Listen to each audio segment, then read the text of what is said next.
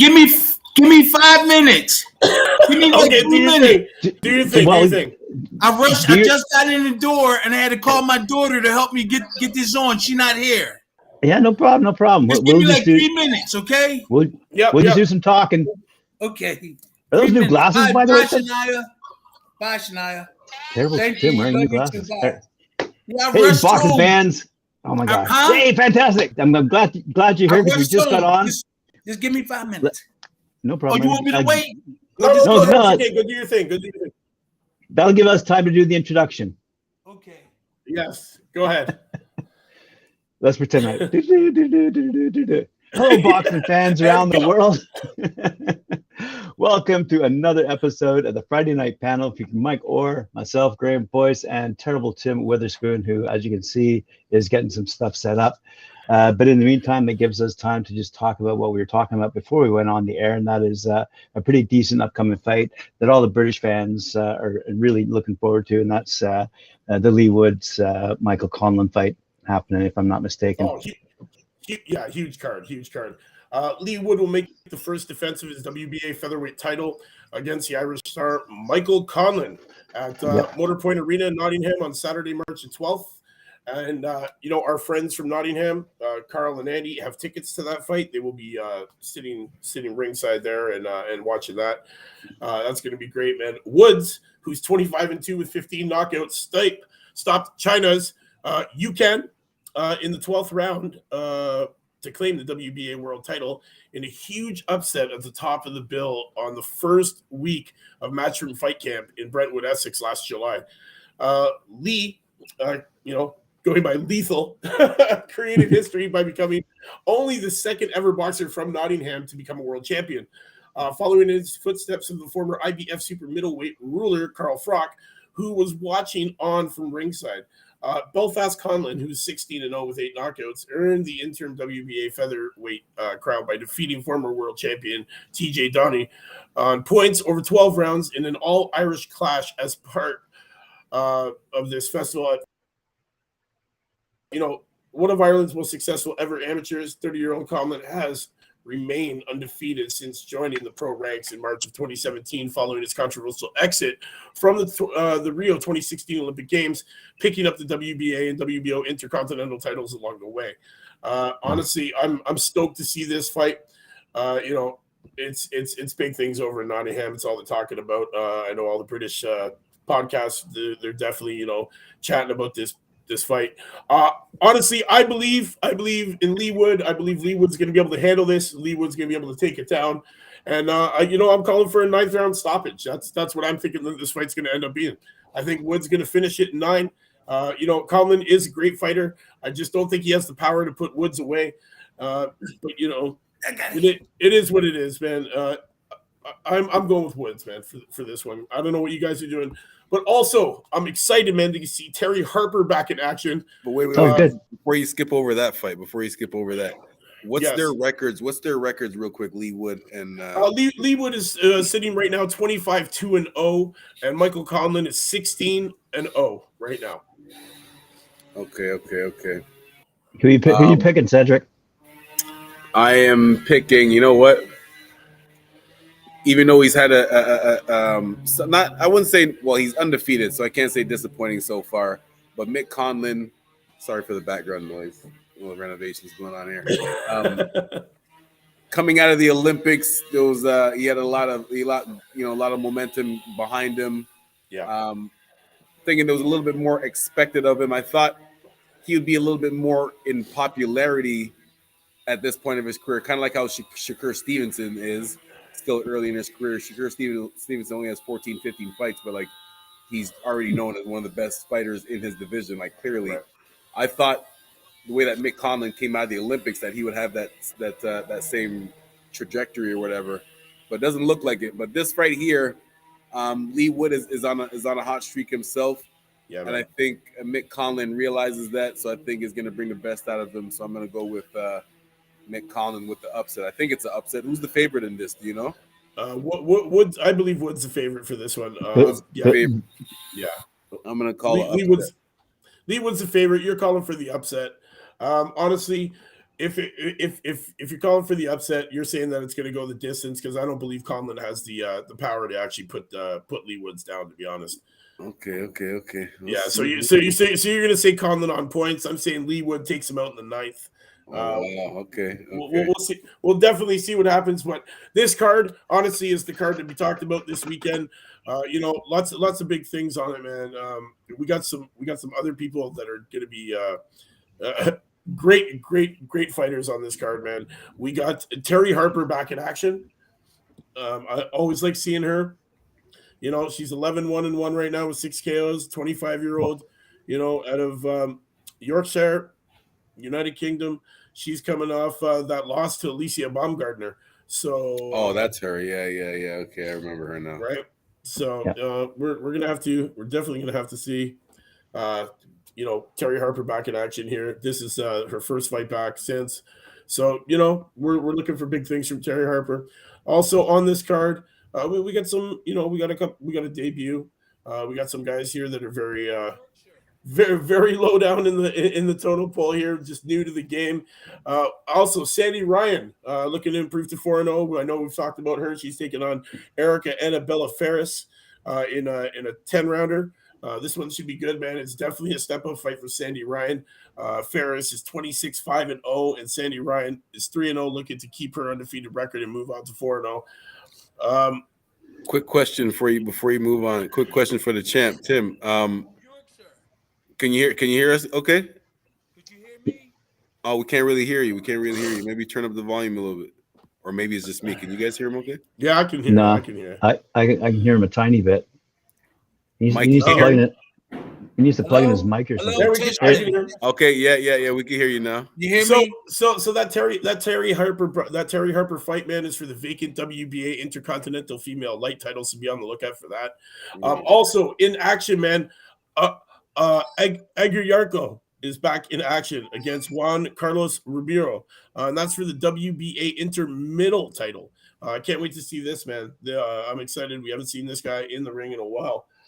He's 10-0, 7 knockouts, aka Black Thunder 25, resides in Belfast, Northern Ireland right now. I did a piece back on him a while ago. He's coming off December 11th, 2021 win over Leos Jr. At Echo Arena in Liverpool. That was the last time he was in the ring, and that was a TKO in the 9th round. So I can't wait to see this guy keep his undefeated record and move on. Any thoughts on this card, guys? Anything you want to talk about? I got a quick question for Tim. Can you, because we have some people on this card that are earlier in their career, like 2 or 3 fights, and there's other people that are getting ready for 10 round fights. Can you just explain the difference in the training that you did, like maybe just for a 4 or 6 round fight, and what was different when you were training for like the 10 or 12 round fights? What was the difference in your training? Okay, so when you're really searching, trying to find out how strong you're going to be, like you first start training, you train hard. You really don't know unless you have a senior guy with you telling you what to do and everything to guide you through. So a lot of, like when I first started training, all we did was we ran and we chopped wood. We didn't know when to stop. A trainer had to tell us, when to stop and when to go. And eventually you'll learn and feel within your own body, with help from your trainer, when you should stop. You let them know if you're tired or not. So in terms of training, you're trying to find your body. You're trying to find everything. How much do I run? How far do I run? How much wood do I chop? How many rounds do I box? If that's what you're saying. Yeah. So you learn as you go on your way. But you need help from other boxers and experienced people, and especially your trainers. So for me, and he know when you like tired if you had enough.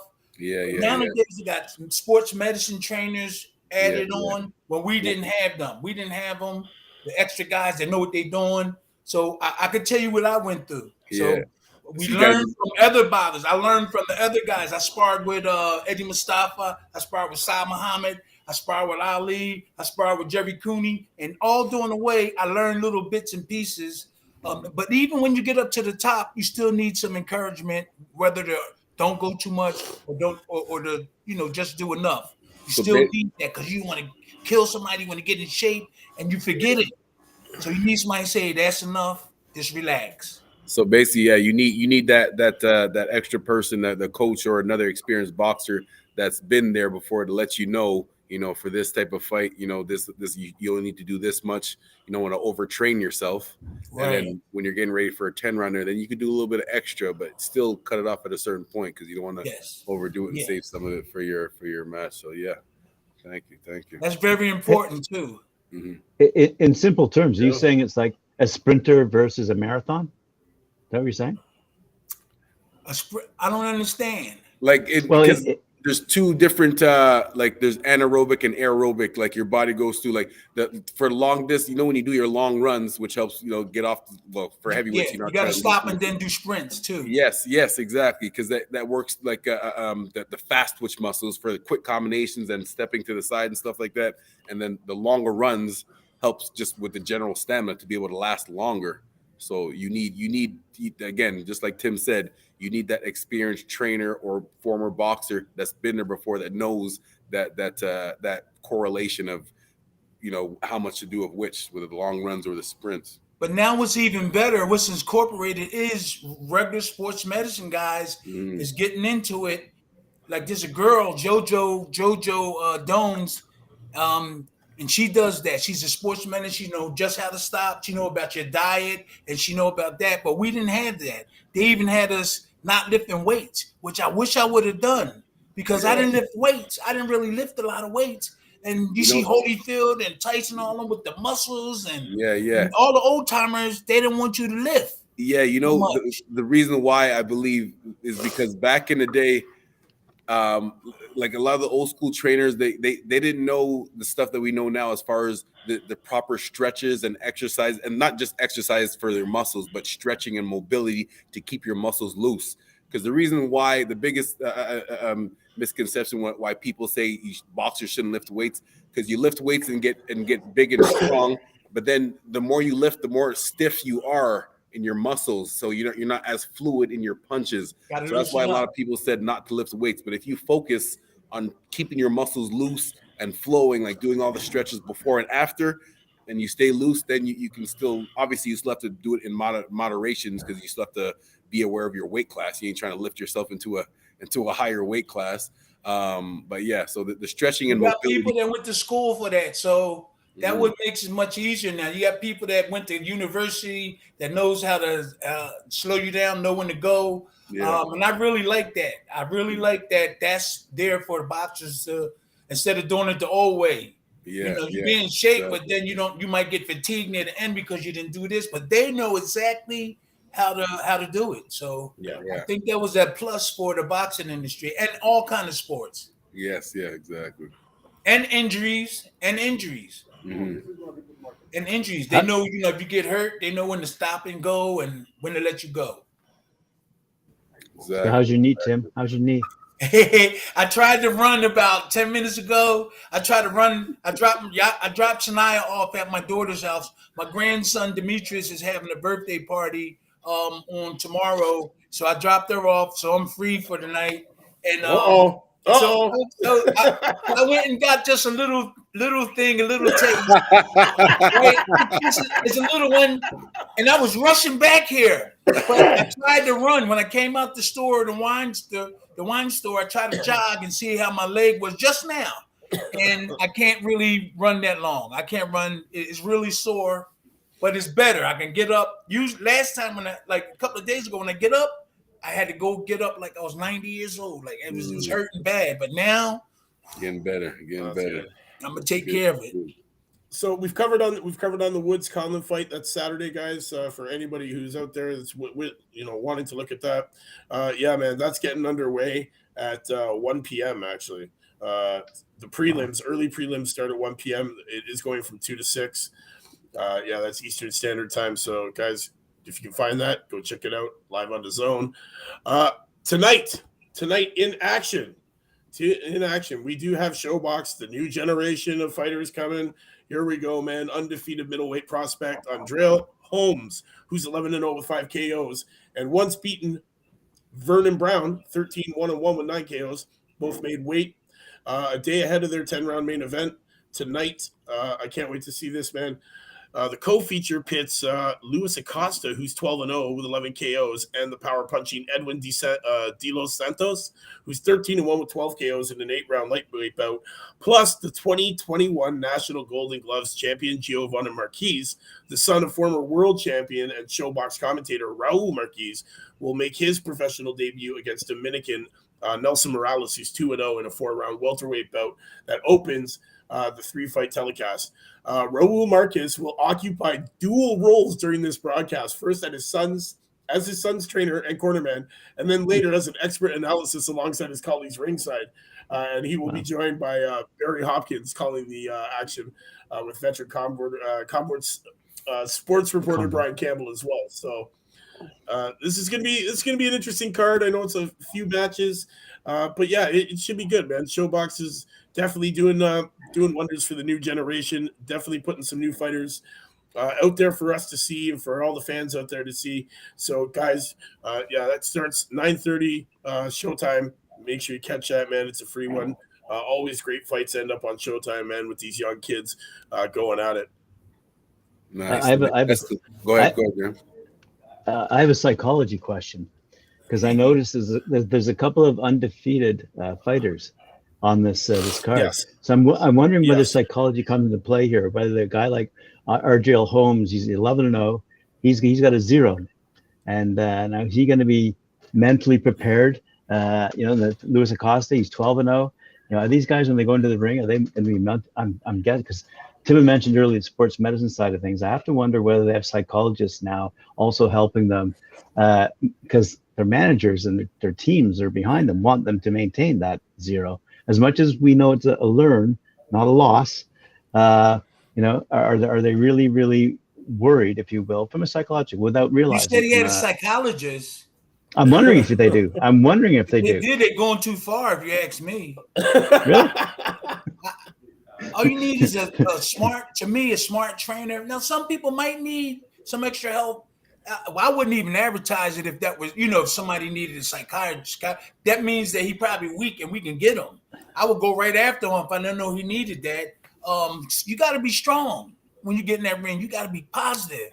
So that's what you're saying, right? They need a psychologist but the trainer is the psychologist. He's the one that teaches you and give you the confidence. He give you the confidence. Trainer, cornerman, psychologist all rolled into one, right? Wait a sec. So you could be getting slapped silly and your cornerman's going, you got this, man. Get back in there. You don't have to slap nobody. Believe me. No. I understand what you're saying. I know you're saying. Also in fight action news, guys, if you're lucky enough to catch it, this afternoon, 2:00, BT Sports put on an event. Chris Burke took on Mark Leach for the vacant British Super Bantam title. That was a great fight, guys. If you wanted to check that out, Mark Leach, congratulations to him, the new British Super Bantam champion. Also, Frank Arnold came through with a win over Paul Holt. And Karol Atuma, he improved to 6-0 over Kupra. And man, there was a bunch of young and up-and-coming guys on this card who you guys got to watch out for. Jamie Chamberlain, Joshua Frankham, William Hayden, Jake Henty.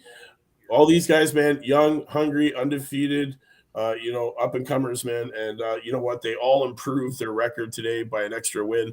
So, guys, if you have a chance and can check out that card, it is a good one to watch. I did check it out. It was great. I know, Cedric, you probably watched the same card as well this afternoon. Yeah. I saw part of it. I was training somebody at the same time, so I couldn't watch the whole thing, but I saw bits and pieces of it. Yeah, definitely a good card, man. A lot of up and comers, a lot of new prospects, and that was put on for a good show. So if you guys were lucky enough to catch that, man, BT Sports.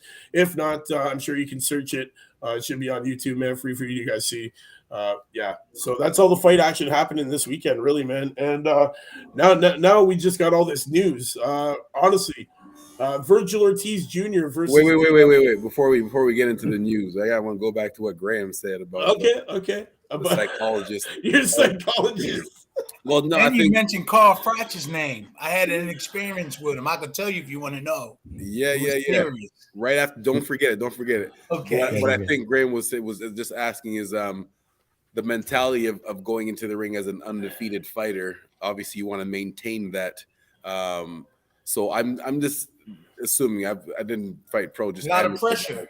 Exactly, because you're kind of playing mind games with yourself because you want to tell yourself, I'm undefeated. I want to stay undefeated. Whether you're 5-0 or 10-0, you're kind of telling yourself, if nobody could beat me, and you're telling yourself that. And then, but if that loss comes, then you're, playing more mind games with yourself and asking yourself, do I really have it? Can I come back from this? Part of one side telling you yes you can, the other part's kind of questioning that. So just going through that mentality. Maybe that's why some guys need that sports psychologist just to kind of guide them and make sense of it or whatever. I never. Everybody knew my trainer. Everybody knew Slim.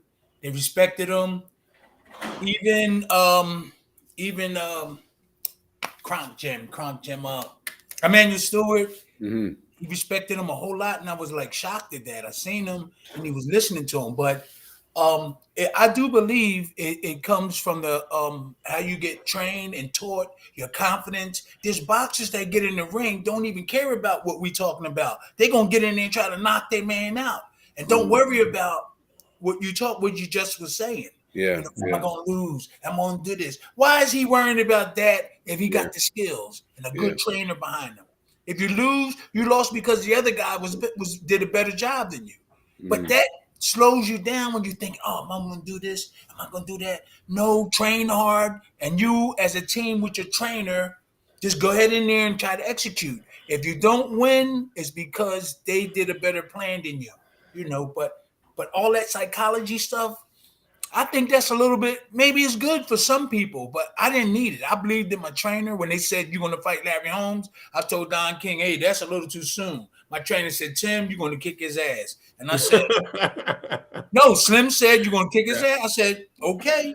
So we all started going out there chopping wood. Mitch Green, I keep saying David Bay. Leon Spinks didn't chop wood with us, but he did stuff on his own. A lot of Zuma Nelson, Johnny De La Rosa from Dominican. We all went out there and chopped wood and everything. And that was the motivation there. I would never doubt it when, Slim was in my corner and we trained hard. I said, man, that's cool. I got the knowledge and I got a team with me. We're all together. So the psychologist, that probably is something that some people need, some boxers need. But I think if you get the right person in your corner and you feel confident, because when Slim said we're going to kick his butt, I said, okay, let's go. And I did a good job. Yeah, you did. Definitely. Did an all right job. I'll tell you what, if you don't mind, Mike, the reason I bring it up is because we had a commentator come on the show. We were talking to him, and he's from ESPN Africa, and he broadcasts. He's hired by ESPN. And he's out of South Africa, and he was talking about a lot of the African fighters, people who we've never even heard of, quite frankly, but have great records. But what he's saying is the thing that's changed in the game of boxing is the management teams who need to keep that zero in order to keep the, if you will, the money value of their contender status. It's got to be 13-0. It's got to be 19-0. It's got to be 22-0. It has to be. Otherwise, you're not worth anything at the box office. So he said that's the way the game has changed these days. It's become more of a money game. Money's become much more important. The broadcast rights are much more important these days when undefeated fighters enter the ring. So I was just wondering whether there was pressure, from you guys who've been in the ring before, looking at that zero and going, "Fuck, I need to maintain that zero, man." I never thought of me back in when I was coming up, a little bit before Tyson. We didn't think of that. We just thought of training hard, getting in shape, and if you lose, you just lose. That's what our thing. They putting too much on them shoulders. There's too much on them fighters' shoulder. They got to get in the ring and box. But then you putting on this zero. Oh, what if I lose? They shouldn't even bring that into play. Go when that bell rings, do the best you can, And when the fight is over, the best man's going to win. Or Yeah. you know, they got other things too where, you know, if you go to somebody else's backyard, you got to fight extra hard. And you got to train extra hard. But if you come, I went over there in Fort Bruno, I know if he would have got a little bit closer to me in terms of points and stuff, they would have gave it to him. But I knocked him out. But I believe they would have gave it to him if it was close and it looked like I did beat him. He was gonna get that fight. They wanted Bruno to win. So, you know, in certain cases, that's the way it is. But you got to get in shape so you can knock him out so you don't have to worry about it. That's what they used to tell me. Yeah, don't leave it in the hands of the judges. Exactly. No, don't leave it in the hands of judges. Don't leave it in the hand of the judges. So, and plus, you know, when me not really getting the money that I was supposed to get, I swear, if I was treated good by Mark Stewart. It was a Jewish manager. He was in music. He treated us good.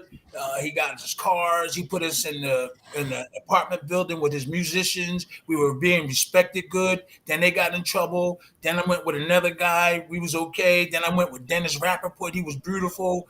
Then, you know, I went with Don King before that, and everything went downhill.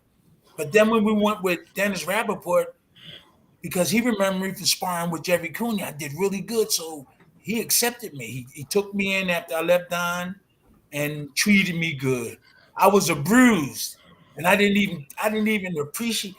I didn't realize I wasn't appreciating that this guy was behind me 100%. Got me a new car. If I needed money, I told you about it. I got $100,000 bonus. I got a $50,000 bonus. And then certain fights like Lou Savarese, I didn't even train that hard. I trained, but I said, I looked at the videos. I said, yeah, I'm gonna get him, you know. And then when the first round, and the guy, when I went down, and he didn't even really hit me.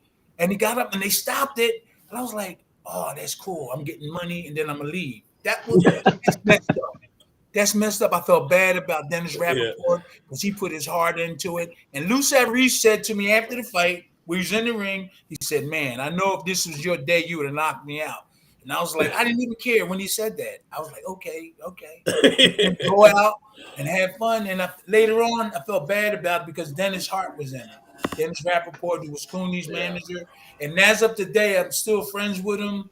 And I feel like if I would have, and people was telling me, Dennis Rappaport burned his bridge, and I wasn't going to get a shot because of that. So we got a lot of fights. I knocked out guys that Reddick Bowe knocked out, Luis Gonzalez. I knocked out another guy. I was knocking him out. And then sometimes I get in there, I'm messed up. I get flashbacks, and I lost a couple of fights like that.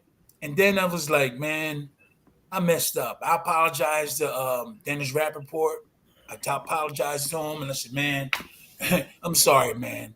I was just all messed up. I was messed up goods, but that's what you get. You know, that's what you get. You got to keep on pushing. I kind of forgot what I was going to say.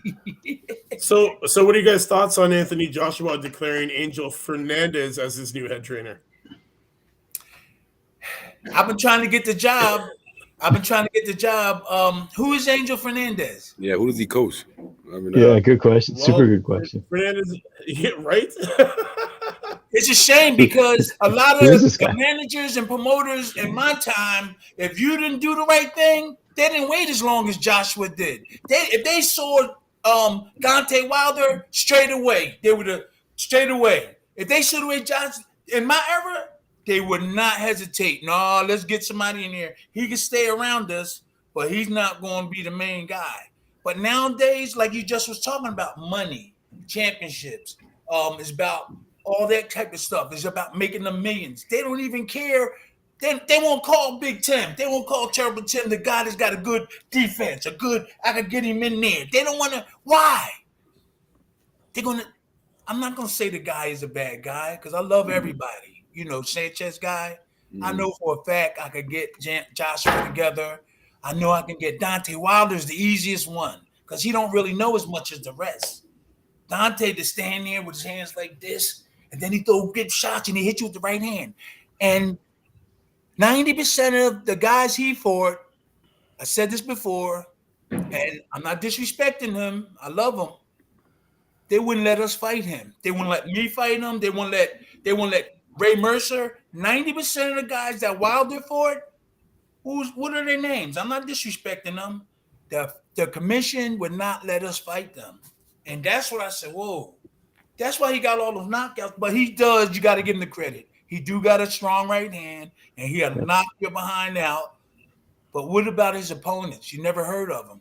That's right. Never heard of him. So he got a good, clean thing. Because during our era, I don't think it would have been 30, 40-0.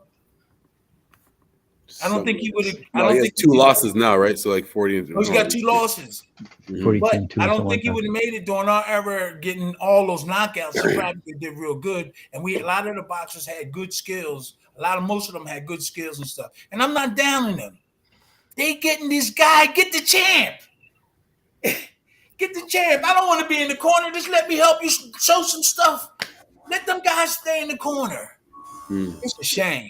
I feel so sad about what's going on in the boxing industry. The management during my time would have called me right away. They called Slim. That's why I know. I went to spar with Cooney. I went to spar with Ken Norton before I sparred with him, but Slim was with Ali, and he snitched on. He told Kenny, he was telling Ali about what Kenny was doing, and Ali was listening to Slim. I was Ali's sparring partner. I learned a whole lot of stuff, man. I'm blessed. I'm not saying I'm the best, but I know enough. And it's a shame. The management's got to start watching TV. They got to go in the gym and hit the heavy bag like Dennis Rappaport did. Dennis was in the gym acting like he was boxing and training and feel what we feel. Feel what we feel. Do what we do. Dennis came in that gym and did that. And that's why I respect him. But I didn't. Some of the fights I didn't show up right. And he was trying his hardest, but people saying he wasn't going to get a title shot because of Dennis. I don't know what he did in the past, but everybody saying Dennis, you need to bring him on the show. Dennis burnt his bridge, and you never gonna get a shot. That's what people was telling me. So they was telling me, man. Fernandez? Angel Fernandez. Go ahead. Okay, Angel Fernandez, who perhaps more than any other was credited with the transformation of Anthony Joshua between his 2 fights with Andy Ruiz. Fernandez is like Joby Clayton, had been recruited by Joshua to assist the long-serving Rob McCracken in his attempts to further his education when he should be relishing his prime. Fernandez's methods are shaped by Cuba's George Rubio and Ishmael Salas more than any other. He is a martial artist from the age of 15, where he was regularly drawn into street fights on Fridays, Saturdays, and Sundays of the same week. And the fights involved tens of participants that used bats, chains, helmets, and weapons, and eventually the police. So he's a bit of a badass that nobody really knows about. Fair enough. Probably a nice guy, too, maybe. Let me have a quick comment then about the Anthony Joshua fight, because I don't think he's going to be fighting Usyk, because Usyk's over in Ukraine right now. So Anthony Joshua now needs an interim fight, and I believe he's asking for Deontay Wilder to step up. He's asking for Joe Joyce to step up. Okay. So it'll be interesting to see what happens to Anthony Joshua's career while Usyk is literally fighting in the Ukraine. And that's if he comes back from the Ukraine, quite frankly. So it'll be interesting to see. I talked to him on the phone. I literally talked to him. No, was it a text, I think? And he said, no, T, this was his exact words, because I told you before, me and Shania went to a couple of events with him. He helped me put her on the train when she was a baby. We talked. And I just don't know what it is, man. Look how good I could talk. I don't have no scar. Carter Truth William gave me a swollen eye. That's the only thing happened to me in the fight. I had one swollen eye. Every time my fight was over, I had no scratches or nothing on my face, and I had some big fights. I had a really good defense, and sometimes I didn't perform because I said, man, this guy, I know I'm not unconfident. I just put my hand up and block it. Sometimes I did get hit, but I just feel bad that a lot of guys don't know. A lot of people in the business part of it, they must don't know boxing. They must don't know. You were going to tell us a story, though, when we got sidebarred. You were going to tell us a story about Carl Schwartz. Carl Froch. Yes, Froch. yes. I don't know. I just want to say this because a lot of people like him. We were in Leeds. I was a guest. I think Anthony Joshua was there too. I was sitting right next to Carl Froch, and I was like real happy to see him. I was like, wow, Carl Froch. Here I am, heavyweight champion of the world, knocked out Bruno in England. Everybody know me at the place. They was shaking hands, taking pictures, and I sat down beside him and I tried to talk to him, and he was ignoring me. He didn't want to talk to me. So I thought he was racist. I swear. I said, wow, I'm trying to talk to him. And he was like, he didn't want to talk to me. And he was ignoring me. I was like, hey man, this and that. And he was like, looked at me like he was mad. So I stopped talking to him. I swear, true story. I was there. It was in Leeds. I knew it was in Leeds. They sat me right next to him. And I was talking to him. There's sometimes when I said, he'd go like this, he'd go. But he wouldn't talk to me. I was trying to talk to him. And I said, whoa, I thought he was racist. Now, he might not be racist, but I thought he was racist the way he looked at me. And I don't think we talked more than 7 seconds. And then he I don't want to talk to you in a way. You could look and say he don't want to talk. So he's sitting there all big and shot. And I was like, oh, wow. And that's why ever since then, I care about the brother, but not too much, because he gave me a bad first impression. Yeah, that's a true story. That's true. I sat right next to him, and I was going out my way to try to talk to him, and he was like, I was bothering him. He kept looking over all angry, and I said, "Oh, let me leave him alone." And I was like, "Damn." He was going to be like that. Seriously, call Froch. Somebody must have said something bad. He lost my support. He must have been in a bad mood already. He must be what?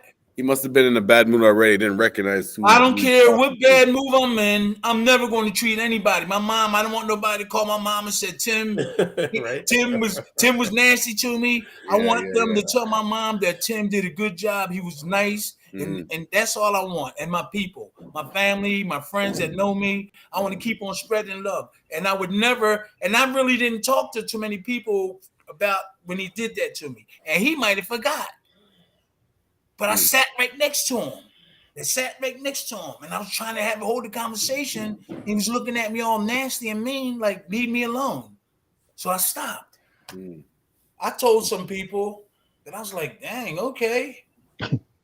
That's a true story. And if he want to get on here and talk, maybe something was wrong with him, and maybe he wasn't paying me no mind because of that. But when they introduced him, he was kind of cool, he was all like that. But I heard about him. I just wanted to talk to him, have a conversation, and he didn't want it. So I just kept quiet through the whole fight. Yup. Carl Froch. And I usually don't, I'll tell the truth. That's the truth, right in Leeds. Hey, Cedric, you mentioned Shakur Stevenson a moment ago. Yeah. He's got a big fight coming up against Oscar Valdez. Yes. Right? Yeah. Right? That's going to be a really good fight. That's who you got? See, I'm picking Shakur Stevenson. He's one of the guys that I would like to say right now and predict. Well, I've said it for the past while that right now, you got the top guys from whatever, Spence and Crawford, Canelo, but I think Shakur Stevenson is in that next wave of people that we're going to be talking about as pound for pound best guys in the sport. Ever since I saw him when he got silver medal at the Olympics at 17 years old, just his skills, he just looks, I said this before, he looks like he's more mature for his age. Yeah, definitely. Inside the ring, the stuff that he does, he only has to think about 13 or 14 fights, but the way he fights, you think he has a lot more experience. Is he 17? No, when he won the Olympics, when he got silver at the Olympics, against the Cuban, and he did it was a close split decision loss to the Cuban in the gold medal match. But like I said, I just think he's very mature in the ring with his skills. So yeah, I really think highly of him. This is going to be a good test for him against Oscar Valdez. A very good test. And yeah, man, I'm picking Stevenson. Stevenson right now is 17-0 with 9 KOs. Wow. Yeah. Oh, yeah, that's good. Yeah, what's the other heavyweight that's in England? I see your comment in the Carl in the chat, Carl. Agree. Special talent in it's Anthony Joshua. It's Anthony Joshua. It's Tyson Fury, and it's Deontay Wilder. Deontay Wilder. Dylan White. Dylan White. Dillian. Yo, like that's Dylan. he is retiring after. I've seen that. He has mentioned that after this fight he is retiring, and there's not much that we. That's it. Yeah, and then I guess we're gonna get to see him, and then I guess we're gonna get to see him the octagon next year, like he says. All Dylan White needed is some defense because he got heart and he could punch. Yeah, that's the only thing I was reaching out to him too. And these guys these days, they just need a little bit more defense. That's all. You see them bouncing around instead of back in the old days. We used to get it close, make them slip, and beautiful art. Sit, boom, block, boom. You don't see that anymore. You bounce over here, bing, bing, bing, bounce over here. No, we stand in front. Yeah. We make you miss. That's art. Boom. Yeah. Slip, bing, bang. Sugar Ray was good. Sugar Ray was good at that. Yeah, Sugar Ray, Leonard Robinson. Who else? Benitez was pretty good. Stand right in front of you and make you miss. That's what people want to see. Yeah. And Dante Wilder and Tyson Fury. Tyson Fury, he's retiring. What you guys think?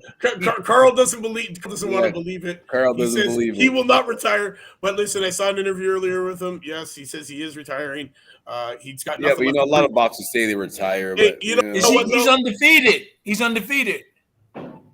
Is he? No, undefeated, right? He had losses. He has losses. Oh. Tyson Fury's record is current early in his career. Real quickly, while you find out that Fury record, we got a few comments about the Oscar Valdez fight. Oscar Valdez will fight forward. Stevenson will have to fight off the back foot. Yeah, but I'm sure Stevenson's used to fighting off his back foot, so I'm sure he'll feel comfortable. And then Valdez will cut the ring off. Shakur will have to stay constantly focused. Again, he always does stay constantly focused, so I'm not worried about that. A lot of things change because I really don't know what the off the back foot means. I think it means put your weight on it because our old timers fighting backwards, kind of like leaning back, like trying to counter, like the person come to you, let them. Or put your weight on your back foot or something. Yeah. Yes, more weight. See how stuff change. There's a lot of stuff that they say, like they commentate. They be commentating. What's the Ward and what's his name? Tim Bradley. They be saying stuff, and I be like, we didn't use that terminology then. We didn't use that language, but I had to figure it out. It came to me quick. Like on the back foot, I think, is you put your weight on it. Is that Cedric? Yeah, you're still balanced. This is mainly if someone's coming at you, you can still fight going backwards. Some guys can't fight going backwards. They can only fight coming forward. Okay. So on the back foot, you're letting someone's coming after you can let them walk into a hook or let them walk into an uppercut. Is there some other terms that they use? Like on the back foot is one I heard. They must have got that from somebody. Name a couple, because I'm from this generation, so I'm used to all the new ones. They probably got it from somebody that wasn't like Sugar Ray Robinson or Slim Robinson or some of the good trainers. They got it from somebody who was maybe amateur. I never heard pros talking like that to this era. Yeah, there's other terms too, right? A few other random terms, but I mean, it's basically all the same thing. Like, not the same thing, but it's just it is the same thing, just using different terms. Like, there's nothing wrong with changing the word. It's the same thing, right? Just like in everyday language, there's the different lingo, new slang terms that kids come up with that you use, whatever. It's just like it's like Bradley. Bradley be on TV saying this. He be like, angle, then over this way, and like I be trying to figure it out. I get it fast. I think about this. Oh, that's what he mean. I think because I don't know. Sometimes he said, you get the angle, then you go over here. Old trainers didn't say stuff like that. They didn't really do that. So I guess it's just a new generation with but see, they don't know a lot of the old stuff that we know. No. So they just going about what they doing, I guess. Yeah, really. We lose Mike. When I tell you, Mike go get some Thunderbird or something. I tell you when you guys ever drink Thunderbird? I don't think Yeah. not. I heard about it. My coach told me about it. He said, "What's the name you had it? What's the word? Thunderbird or something like Thunderbird. that." He must be from America. Well, I'm telling you, Windsor is 5 minutes. I could walk to the bridge to get over to Detroit to get the Krung Gym. Krung Gym is I'm in Whoa. Canada, but Krung Gym is only half an hour from where I am at right now. I just got to cross the bridge and I could walk to the gym. So yeah. It was so strong that like the black people would put it in the crabs when they make big pot of crabs. They would go get Thunderbird and pour it in there, and it would taste so good. I ate something like that, and I was like, "Whoa, that's really cool, Thunder." But if you drink, I drunk it. I said I don't want to drink that. Yes. Yeah. What else we got on for this weekend, Mike? Is that it? Yeah. What do Well, you yeah.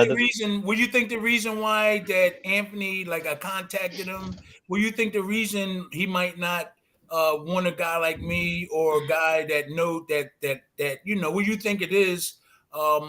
Because I know what I'm doing. I'm comfortable. I'm confident. I tried hard. I don't see no progress in some of the stuff that he did on his last time. I was asking for like 2 years ago, yo, come on, man, let me help you. You don't even gotta pay me. I ain't gotta be in the corner. No, give me some money, give me But I hear you. What is it? Is maybe the management or the other trainers around him?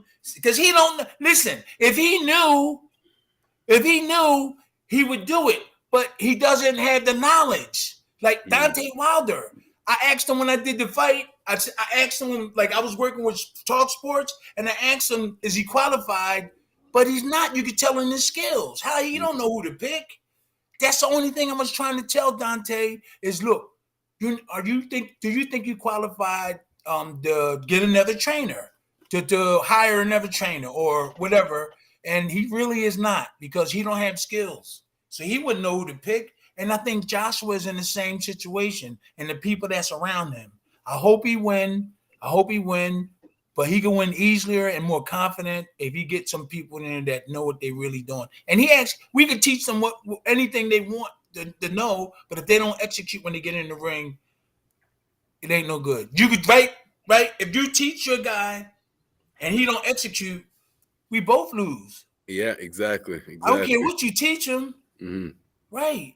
He got to go in there with his heart and execute what he was taught and communicate with his trainer and go out and do it. And if he don't do that, he's not going to win. Yeah. That's the thing. He got this Spanish guy, huh? Yeah. You were asking before why when they why didn't they approach you? I don't know. Like for some, I mean, I never met Joshua, but just thinking, as a trainer for years, like some boxers, they don't, or athletes in general, not just boxers in any sport. Some athletes, they can't really take constructive criticism. They just think of it as criticism. Like when you're trying to help them, like you're not if you say something, they just take it as you're disrespecting them, telling them that they're not good when you're just trying to help them.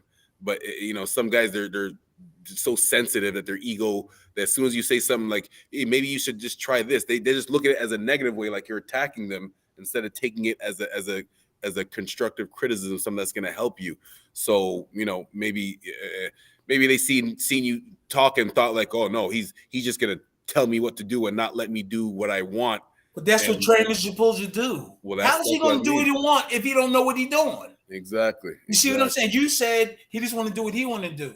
He has to be disciplined and listen. That's all, and it's okay. We'll see. He probably, there's a chance he could hit the guy, catch him off guard and knock him out. And then people say, well, he must have did, learn some skills and stuff like that. Maybe it was an easy shot or a lucky shot.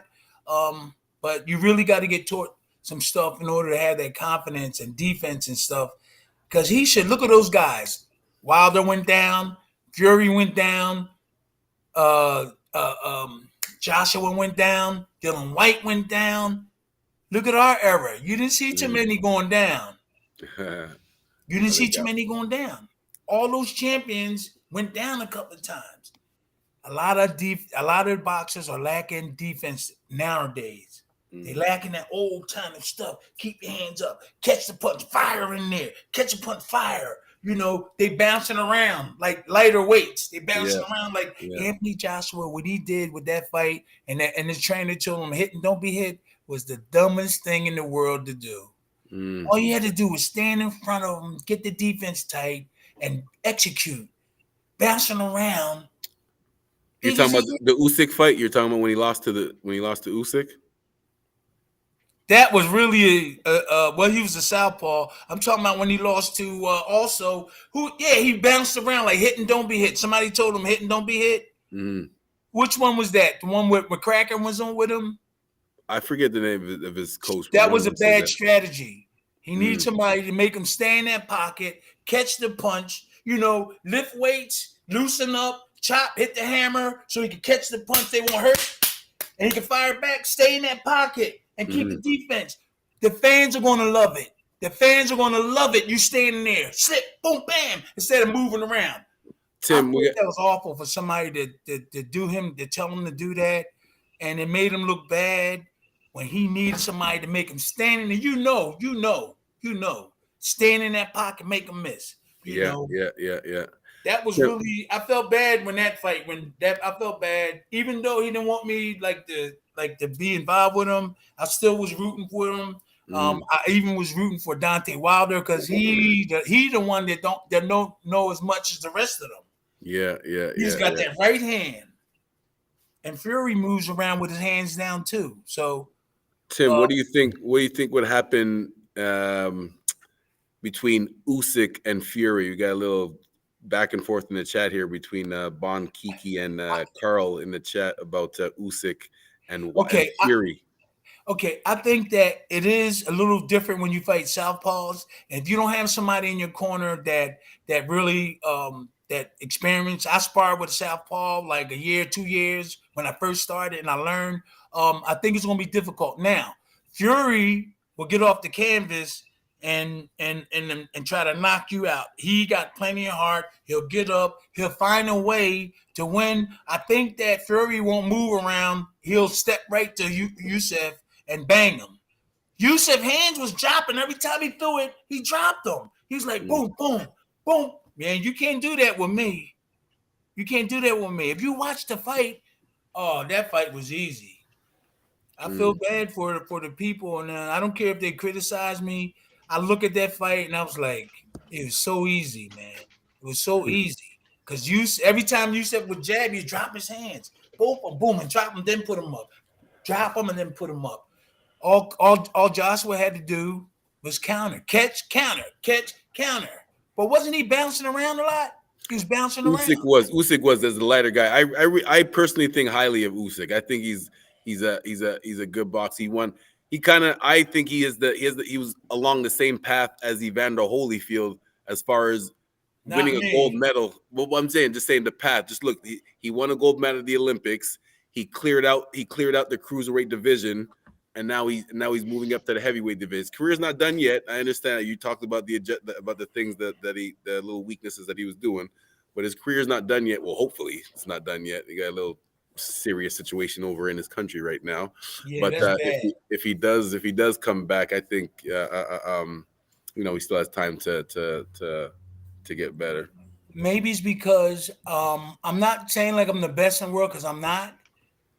I know a lot more than those guys, and when I see it, they're not doing the stuff that I see that we used to do in our era. That's what maybe make me say that, because I don't see, all I see is just basic amateur stuff right now. I'm serious, but what makes you feel that way? Like, oh, maybe this and that.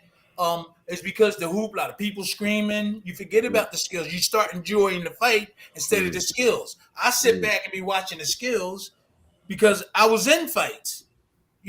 So there's people that's non-fights, they be enjoying the hoopla, the screaming, and the punches. But I'll be concentrating on the skills and stuff. I'm just like, oh, that wasn't that. But people that don't have the skills be like, oh, it's beautiful. Yeah. The casual fan doesn't really know.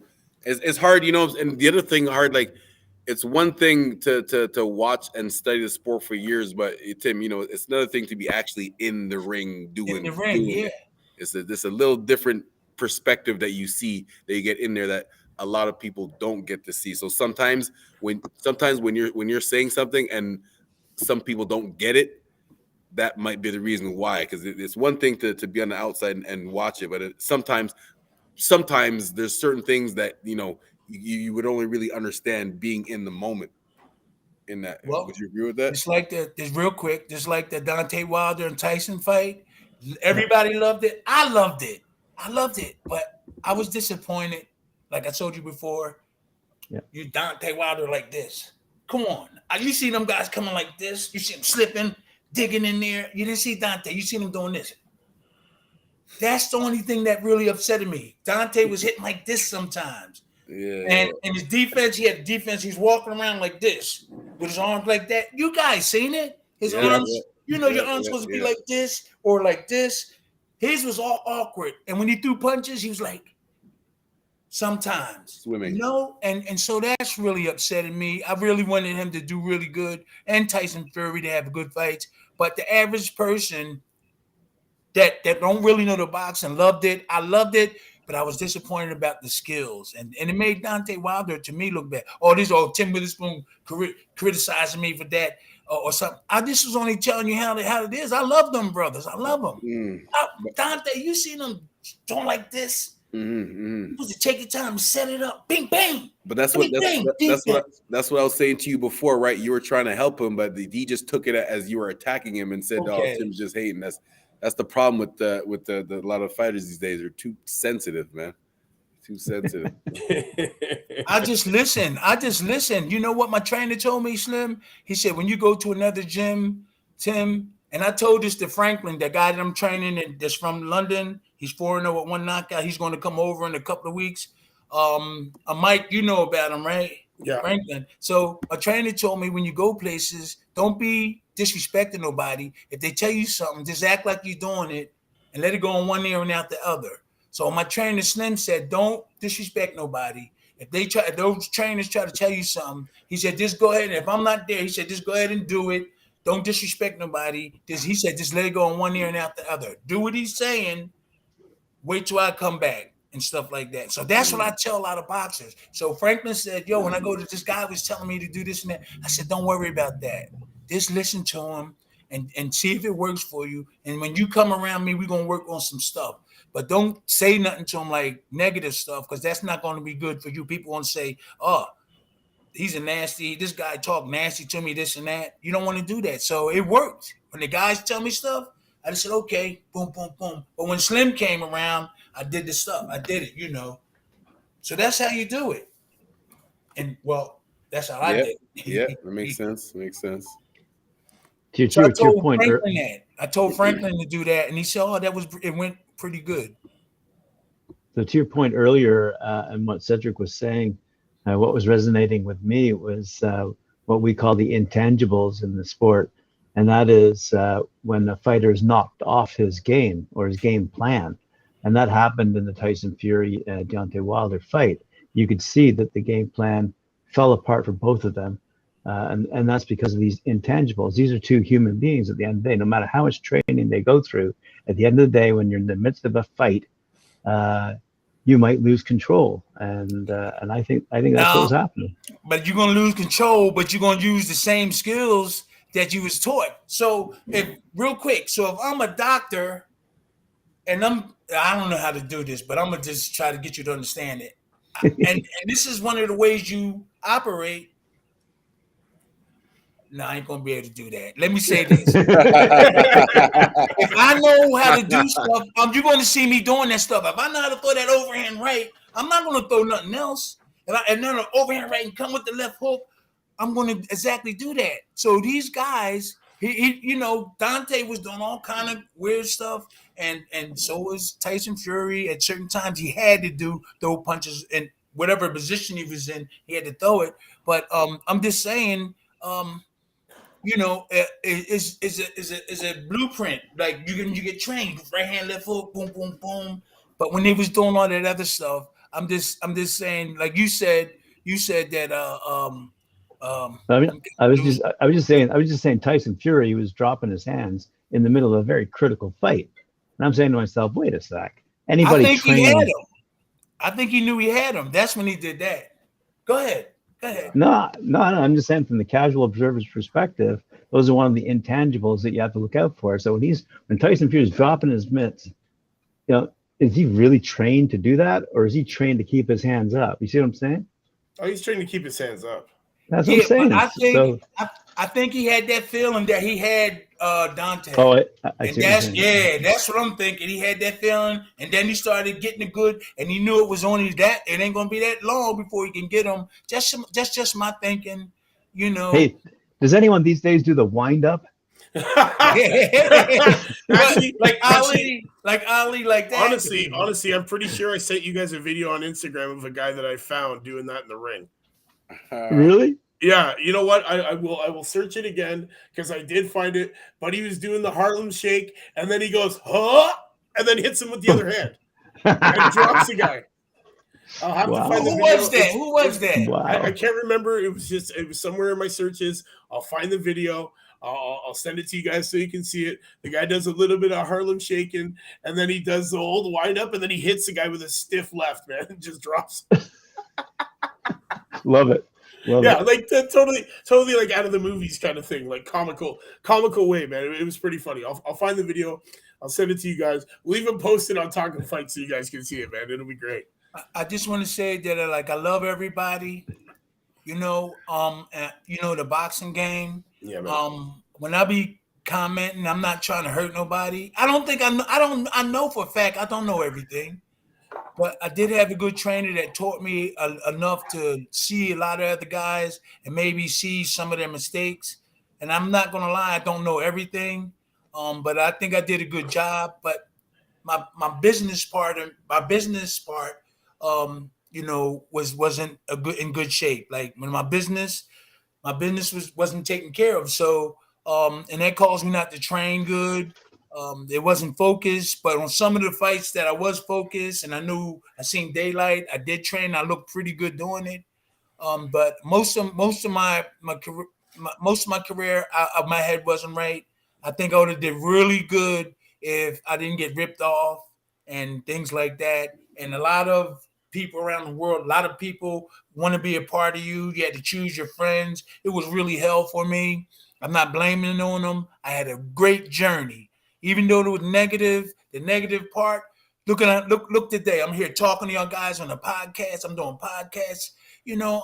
I'm happy. I'm happy, and there's a lot of other boxers, they down, they this and they that way. I didn't even have to become heavyweight champion of the world. I appreciate it. I'm just saying, hey, I could have did better, but hey, I'm a 2-time heavyweight champion of the world. I ain't complaining. No. I'm on the podcasts. I'm talking to everybody. I treat my kids right. I love everybody. And that's all I want to do. I want to make my mom happy. And I'm glad y'all had me on the show. And it wasn't because of this here. Because look how much, it's just a tiny little bottle. Yeah. And I only drunk this much. But that's 10. I've been like this all my life. Yeah. I don't even know how I became a boxer because I was a football player. I wouldn't want to go and fight in the street. But if you push me, I'll fight you back. And how I become heavyweight champion of the world. And people in the neighborhood were saying that. They said, Timmy, the fighting? That's what happened when I first started boxing in my neighborhood. They was like, Timmy boxing?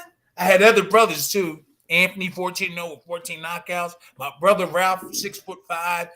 He didn't fight, but he was in like gangs and he was mean, but he's my hero now because he's good, helping people out. My brother Bernard was 5-0 as an amateur and he quit because he played basketball. So our family in the neighborhood, everybody do look up to us. It's 9 of us, it's 8 of us. I'll bet. Yeah, I got 10, but 9 lived in the neighborhood, and we're really good. We don't fight and argue and all that. So, I'll bet. Hey, I'm not complaining, man. I'm telling you, I'm not complaining. I could have did better, but this is results. People know what happened. You're not complaining. You're just sharing. That's good. Yeah, man, that's it. You're sharing. We love it. That is the truth. It's the truth. I'm not dissatisfied. I did go through a lot of stuff, but I'm a heavyweight champion of the world. They can't take that away. I'm 2 times. I might not have that much money. I don't have that much money, You know, I'm happy, but you're though. going down in the history books, Tim. That's the thing. Yeah, You're going I'm down in the history happy. books. That's You it. are Happy, in this. man. Shucks. That's it. On that note, I think we're at the time, aren't we? Yeah, we are. We're at that time. To all the Talkin' Fight fans who joined us today, thanks for all the comments in the side. Shout out to Carl, who's going to that Wood Conlon fight. I expect some video from that, buddy, and definitely I'm going to jump on your show and have a talk with you on that after that exciting fight. And to all the fans who've dropped comments in the side, thank you very much, man, for all the love and talk support. about it Sunday and 2 shows on Sunday. The scorecard Yeah, in the morning and then knockout of the week. that's You right. gonna be on, Cedric? Tim, you joining us for the knockout of the week? Yeah.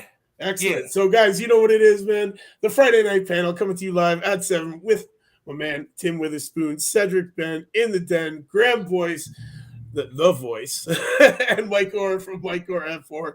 You know what it is, guys. We'll see you next week. Same time, same channel, different topics. And, yes, don't forget, man, Sunday, scorecard 11, 4 p.m., knockout of the week award. You know what it is. Guys, we'll see you then, man. Peace. Peace.